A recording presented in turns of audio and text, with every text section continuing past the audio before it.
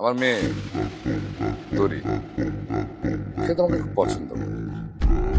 ঠিক আছে, তবে পছন্দের সাথে ভবিষ্যতের কি সম্পর্ক? আজকালকার ছেলে এটাও বুঝো না?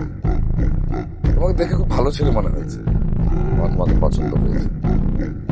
নইলে আমি হয়তো বিষয়টা অন্যভাবে দেখতাম। এই অন্যরকম মানে? অন্যভাবে মানে, ধরো তোমাকে আমি ডেকে না নিয়ে এসে ধরে নিয়ে আসতে পারতাম, স্থানীয় কাজে ডেকে বিয়ের ব্যবস্থা করতে পারতাম। তরি আমার একমাত্র মেয়ে, ওর কোনো চাওয়াই আমি অপূর্ণ রাখি না। এটা অপূর্ণ রাখবো না। স্যার, আমার মনে হয় আপনার কোথাও একটা ভুল হচ্ছে। আমি তরিকে নিয়ে এরকম কোনো চিন্তা ভাবনা একদমই করছি না। আর তাছাড়া বিয়ের সাথে এভাবে সম্ভব নাকি? তুমি আমার প্রভাব, প্রতিপত্তি, অর্থ, বিত্ত সবকিছু জেনেও তুমি বলছো সম্ভব না। তাহলে কি আমি সম্ভব করবো?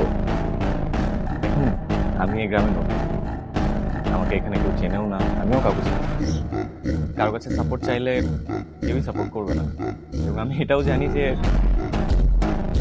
চাইলে অনেক কিছুই করতে পারি।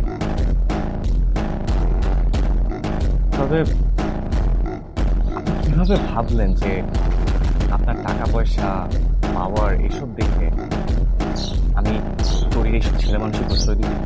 তোরই বয়স কত বলেন? তোরই যা করছে এগুলো আবেগের বশে করছে। ওর সামনে এত ভালো একটা ফিউচার পড়ে আছে, ওর সামনে পরীক্ষা। আপনি বাবা হিসাবে এইসব ছেলে মানুষের হয়তো প্রশ্রয় দিতে পারেন, কিন্তু একজন শিক্ষক হিসাবে আমি তা পারি না। আর এরপরেও যদি আপনি উল্টাপাল্টা কিছু করতে চান, আমার বিশ্বাস এদেশে আইনের একটা ব্যবস্থা আছে। আরেকটা কথা, আমি যদি তরিকে কখনো ভালোবাসি, ভালোবাসবো ওর জন্য। আপনার এই চেয়ার বা ব্যাংক ব্যালেন্স থেকে না।